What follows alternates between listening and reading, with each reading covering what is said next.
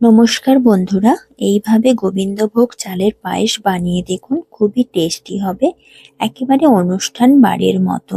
প্রথমে গ্যাসটা জ্বালিয়ে 1 লিটার দুধ গরম করে নেব। দুধটা গরম হয়ে গেলে হাফ বাটি দুধ বের করে নেব।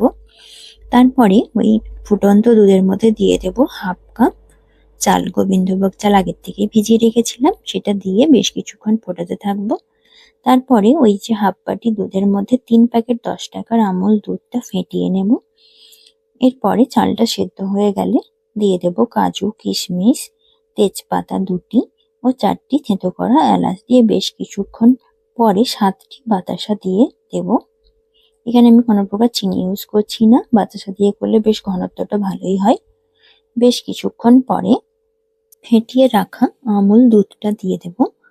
তারপরে দেব 1 পিঞ্চ নুন। নুন দিয়ে বেশ কিছুক্ষণ ফুটিয়ে নিলেই তৈরি হয়ে যাবে পায়েস।